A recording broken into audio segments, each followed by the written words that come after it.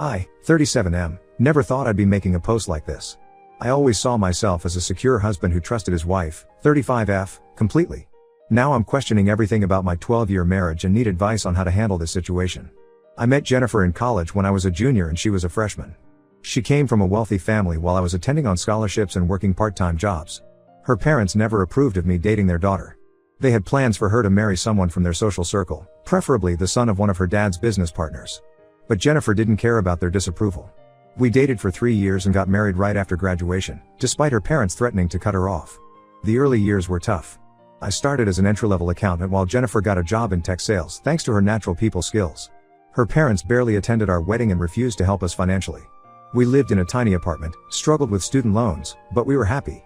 Eventually, I worked my way up in my firm and Jennifer excelled in her career. We had our son Jack when we were both 27, and our daughter Emma came 3 years later. Over the years, her parents softened a bit, especially after the grandkids came. They still make subtle comments about my modest background at family gatherings, but I learned to ignore them. Jennifer always stood up for me, which made me love her even more. We moved to a nice house in the suburbs, put the kids in good schools, and things were great. I was proud of how far we'd come from that tiny apartment. Jennifer's job involves a lot of traveling to conferences and client meetings. I've always been supportive because she loves what she does and she's really good at it. She's the kind of person who can walk into a room full of strangers and make friends instantly. I'm more introverted and prefer staying home with the kids when she travels. We've had this arrangement for years and it worked well for us. The issue started last month when she went to Chicago for a big tech conference. She's attended this annual conference many times before, usually staying 3 to 4 days. The first day was normal. She called in the morning, sent pictures of her presentation setup, and we had our usual goodnight video call. The second day started normally too, but everything changed with our evening call. I called her around 10 p.m. after putting the kids to bed. She answered the video call and I immediately noticed she seemed nervous, which was unusual for her. During our conversation, I heard a male voice in the background. She quickly said it was just the TV, but then I clearly heard someone say, "Hey Jennifer, the bathroom's free now." The voice sounded young and friendly, too friendly for my comfort. When I asked who was in her room, she got this deer in headlights look. After a moment of awkward silence, she explained that there was a booking mix-up at the hotel. Apparently, they overbooked due to the conference and had to pair up some attendees to share rooms. She got paired with Greg, a 25-year-old sales rep from another company. She claimed the conference organizers assured her it was a normal practice during big events. I couldn't believe what I was hearing. My wife was sharing a hotel room with a man 10 years younger than her, and she hadn't thought to mention this earlier? When I pointed this out, she got defensive and said she didn't tell me because she knew I would overreact like this. She insisted it was just a professional arrangement and that I was being paranoid. The more I think about it, the more things don't add up. Jennifer travels frequently for work and I've never heard of conference attendees being forced to share rooms, especially not with the opposite gender. Also, Chicago has hundreds of hotels. Even if this one was overbooked, surely she could have found another room somewhere else? I couldn't sleep that night. I kept thinking about this Greg person and my wife sharing a room. Were there 2 beds? Was he married? Why didn't she fight this arrangement? The next morning, I called the hotel myself pretending to be interested in booking a room for the conference. Surprisingly, they said they had vacancies. When Jennifer got home, I tried to have a calm discussion about it. I explained that I wasn't angry, just hurt that she wasn't upfront with me. She got defensive again, saying I was trying to control her and that she's not some teenager who needs permission. She insisted nothing happened with Greg and that they barely interacted except for basic roommate courtesy. But I've noticed changes in her behavior since returning from Chicago. She's constantly on her phone but turns the screen away when I come near.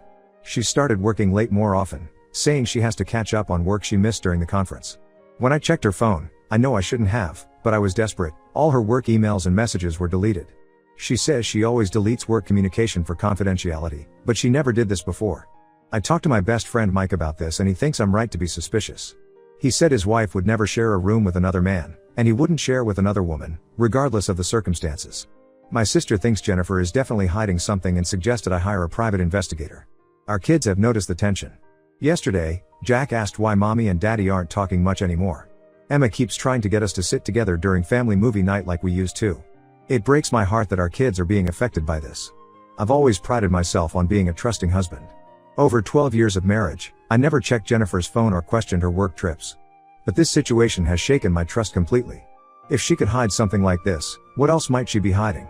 I need advice. Am I overreacting? Should I keep digging or try to move past this? How do I rebuild trust when my wife doesn't even think she did anything wrong? Edit. Thank you for all the responses. Reading through them now. Some have asked if Greg is married. I don't know, but I'm trying to find out. We'll update when I have more information. Update 1 first. Thank you everyone for the supportive comments on my original post. The past 2 weeks have been a roller coaster, and things have gotten much worse. I followed the advice about checking phone records and doing some investigating, and what I found has destroyed my world. After my last post, I couldn't shake the feeling something was off. Jennifer was still being distant and defensive, constantly taking work calls in another room or the garage. Last weekend, while she was out grocery shopping, I logged into our phone carrier account. What I found made my stomach drop. There were multiple calls to and from a Chicago number, all after 11 p.m., some lasting over an hour. The calls started the day after she returned from the conference and have been happening almost every night. When I reverse searched the number, it belonged to Greg. I documented everything, took screenshots, and spent the next few days observing her behavior. Jennifer would tell me she was going to bed early because of work stress, but I could hear her whispering on the phone in our home office until 1 or 2 a.m. She started doing more video calls too, always with her AirPods in so I couldn't hear the other person. One night, I walked by the office and heard her laughing, not her usual laugh, but that flirty laugh she used to do when we were dating. I decided to confront her last Tuesday. I waited until the kids were at school and asked her about the late night calls. She first tried denying it, claiming they were work-related calls with different clients. When I showed her the phone records specifically showing Greg's number, her whole demeanor changed. She broke down and admitted she and Greg had become good friends during the conference. According to her, nothing physical happened in the hotel room, but they connected on an intellectual level. She said Greg understands her work stress and ambitions in a way I never could. Apparently, they've been texting constantly too, but she deleted all the messages because she knew I wouldn't understand their friendship. But here's where it gets worse. While we were talking, a calendar notification popped up on our shared iPad. Jennifer has planned another trip to Chicago next month. I checked her work calendar and our company's event schedule. I have access because we sync calendars, and there's no official conference or client meeting scheduled. When I asked about this trip, she got flustered and claimed it was a last-minute client meeting that hadn't been added to the system yet. But she couldn't tell me which client or provide any details. She just kept saying I need to trust her and stop controlling her life. I wasn't satisfied with her explanation, so I did something I'm not proud of. I reached out to Sarah, one of Jennifer's coworkers who was also at the conference. I pretended I knew everything and was just trying to understand the timeline. Sarah, thinking she was helping smooth things over, accidentally revealed that there were actually several vacant rooms available that night at the hotel. The whole mix-up story was a lie. Jennifer and Greg chose to share the room. When Sarah realized she'd slipped up, she tried to backtrack, but it was too late. She also mentioned that Jennifer and Greg spent most of the conference together, skipping several sessions to have private meetings about potential collaboration between their companies.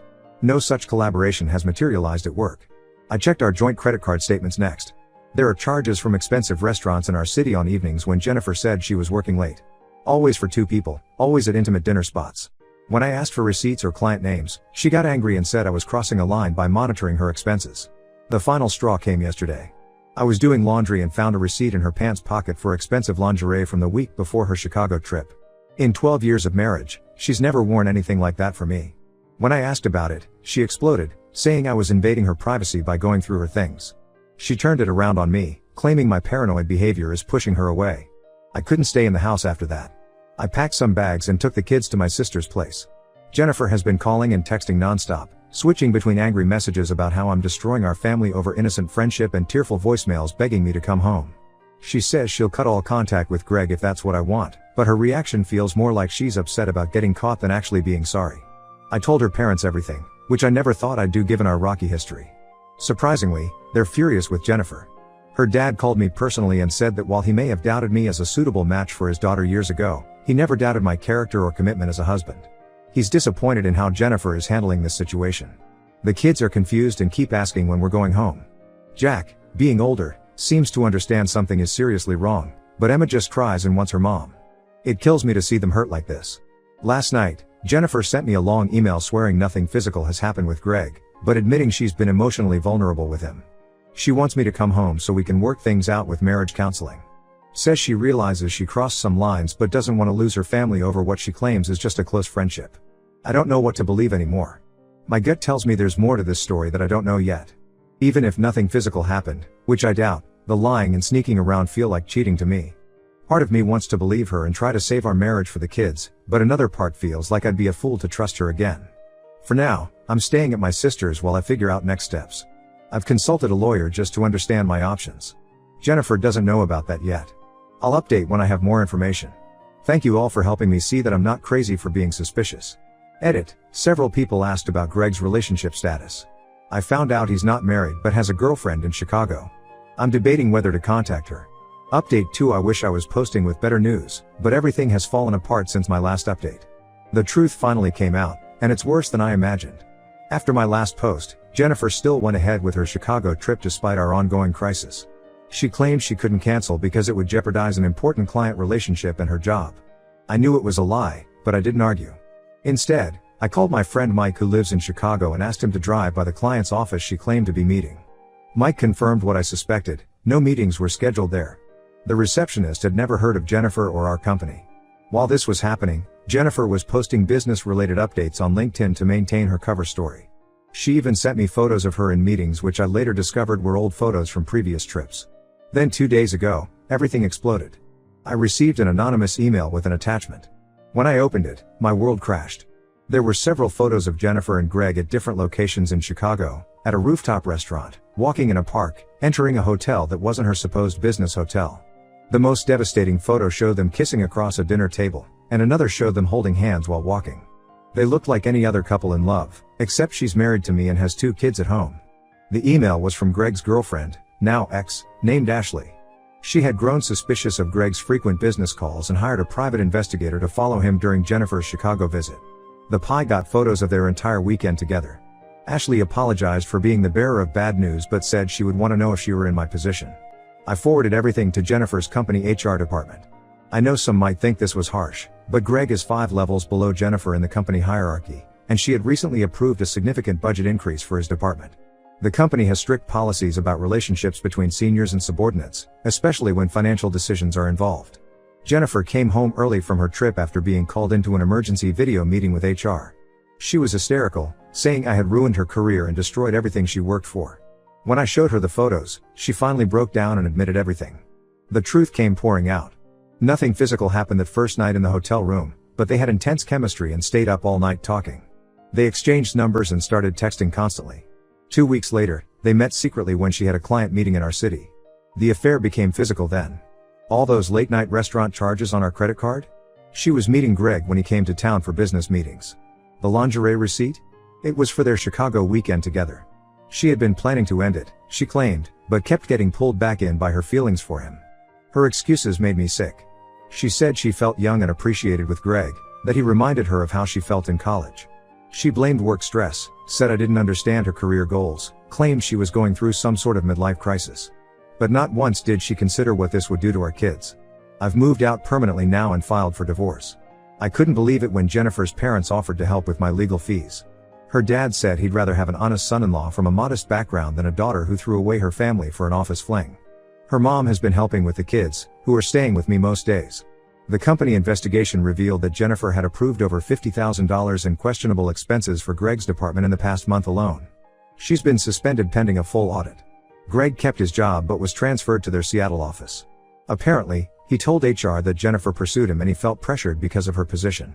Whether that's true or not, I don't care anymore. Jennifer's now staying with her sister, who initially defended her until she saw the photos. She keeps sending me long messages about how sorry she is, how she made the biggest mistake of her life, how she'll do anything to fix this. But there's nothing to fix. Our marriage was already dead the moment she chose to share that hotel room with Greg. The kids are struggling, especially Emma. She overheard Jennifer crying to her sister about losing everything for some guy and now thinks it's somehow her fault mom left. We've started them in counseling to help process everything. I've blocked Jennifer on everything except email, which I need for discussing kid-related matters. My lawyer says I have a strong case for a favorable custody arrangement given the circumstances. I'll post one final update when the divorce is finalized. Right now, I need to focus on healing and helping my kids through this mess their mother created. Edit. Thank you for all the supportive messages. To those asking, yes, I've told Greg's current workplace about what happened. They deserve to know who they hired. Update 3. This will be my final update. A lot has happened since I last posted, and I want to give closure to everyone who has supported me through this nightmare. The divorce is proceeding smoothly, largely because Jennifer isn't contesting anything. Her parents' lawyer, who they insisted on providing, has been incredible. We've agreed on joint custody, but the kids live with me during the week and see her on weekends. She wanted 50-50 custody initially, but given her current unstable situation, even her own lawyer advised against it. The fallout from the affair has hit Jennifer hard. The company's investigation revealed deeper issues than just her relationship with Greg. They found evidence that she had approved unnecessary business trips, inflated expense reports, and even created fake client meetings to facilitate their meetups. She was fired last month. The company is considering legal action about the misused funds. Jennifer's now living in her sister's guest house and working a basic sales job at a small local company, quite a fall from her six-figure corporate position. She's been sending me long emotional emails daily, alternating between blaming herself, blaming work stress, blaming her midlife crisis, and occasionally trying to blame me for being emotionally unavailable. I only respond to emails about the kids. Speaking of the kids, they're adjusting better than expected. Jack has started playing soccer, which is helping him channel his anger. Emma still has tough days, but her counselor says she's making progress. They're both doing well in school, though their teachers know to watch for any behavioral changes. Last week, I heard from Ashley, Greg's ex, again. Apparently, Greg is already involved with a junior employee at his new company in Seattle. When Ashley informed Jennifer about this, Jennifer had a complete meltdown at her new job and had to take medical leave. She called me that night, crying about how Greg had used her and destroyed her life. I hung up. My own life has taken some unexpected positive turns. I got promoted at work. Ironically, all the extra hours I put in to distract myself from the divorce paid off. I've started working out regularly and lost 20 pounds. My sister convinced me to join a single parent support group, which has been helpful. I've even been on a few casual dates, though I'm nowhere near ready for a serious relationship. Jennifer's parents have been surprisingly supportive. They still invite me and the kids for Sunday dinners, though Jennifer isn't allowed to attend when we're there. Her dad recently pulled me aside and apologized for how they treated me in the early years of our marriage. He said he wished he had appreciated my stability and commitment sooner. The most difficult part has been watching the kids process everything. Last weekend, Emma asked me if mommy left because she and Jack weren't good enough. It broke my heart. Jennifer missed Jack's soccer game because she was too overwhelmed, which just reinforced their feeling of abandonment.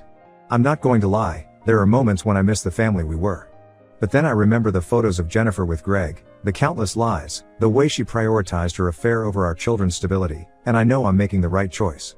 Some people have suggested I'm being too harsh by not considering reconciliation. But I believe some betrayals you can't come back from. Jennifer didn't just cheat, she systematically lied, gaslit me when I suspected something, risked her career, and neglected our children's emotional needs, all for someone who discarded her the moment something better came along. This will be my last post. We're scheduled to sign the final divorce papers next month. I've blocked Jennifer on all platforms except for our co-parenting app. The kids and I are moving to a new house next month, a fresh start. Thank you, Reddit, for helping me maintain my sanity through all this. Sometimes having strangers validate your feelings is exactly what you need to stay strong. Edit, for those asking, yes, I kept all evidence of the affair and financial misconduct. My lawyer says it might be relevant if Jennifer tries to modify the custody arrangement later.